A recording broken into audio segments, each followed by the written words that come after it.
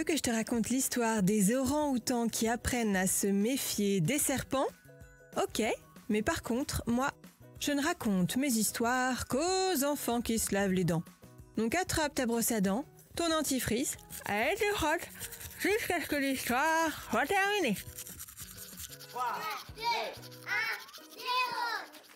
0. Est-ce que tu sais de quelles espèces on parle quand on parle de grands singes? Une petite idée? Il y a les gorilles évidemment, mais aussi les chimpanzés, les orang-outans et l'être humain qui fait partie de la famille des grands singes qu'on appelle scientifiquement hominidés. Certains de ces grands singes sont en danger critique d'extinction à cause de la disparition de leur habitat, comme les orang-outans. La forêt où ils vivent est de plus en plus détruite pour déboiser et augmenter les surfaces agricoles.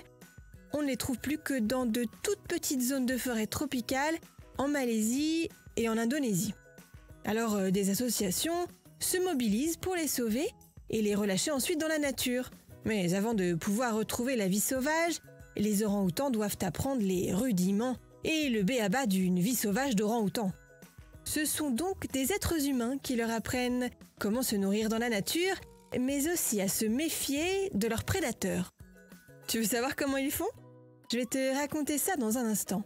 Mais avant, tiens, puisqu'on parle des orang-outans, à ton avis, ils ont combien de dents? Plus ou moins que toi? Ah, pas facile comme question.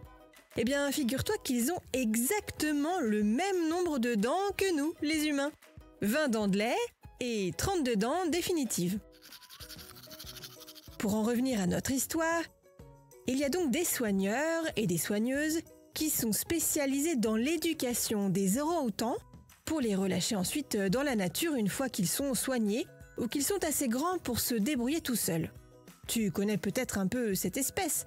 Tu sais, les orang-outans, ce sont des singes qui vivent dans les arbres. Du matin au soir, ils se déplacent de branche en branche en se servant de leurs mains et de leurs pieds. C'est pour ça qu'on dit que c'est une espèce arboricole. Ils se construisent même des nids dans les branches pour dormir la nuit. C'est d'ailleurs ce qui met cette espèce à l'abri de ses prédateurs, comme la panthère, le tigre et les serpents. Mais les orang-outans accueillis dans les refuges doivent apprendre à se méfier de ces espèces. Alors les soigneurs et les soigneuses qui s'occupent de ces animaux leur apprennent à fuir quand ils voient un serpent. Et c'est comme ça qu'ils font de petites mises en scène d'apprentissage, assez marrantes d'ailleurs, tu vas voir. Un faux serpent en plastique est déposé sous un arbre, et quand un soigneur passe devant, il se met à hurler, à faire de grands gestes et à se comporter comme s'il avait très peur. Les orang-outans qui sont autour du soigneur comprennent qu'il y a un danger, que c'est le serpent dont il faut se méfier et grimpent dans les arbres à toute vitesse.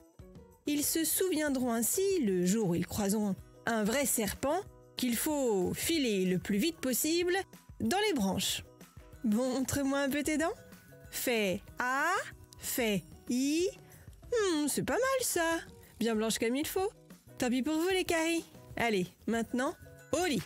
Je vais pas aller me coucher. Retrouvez les épisodes des Dents et Dodo sur le site et l'application BFM TV et sur toutes les plateformes de streaming. Si cet épisode vous a plu, n'hésitez pas à lui donner une note, à vous abonner à la playlist et surtout à en parler autour de vous.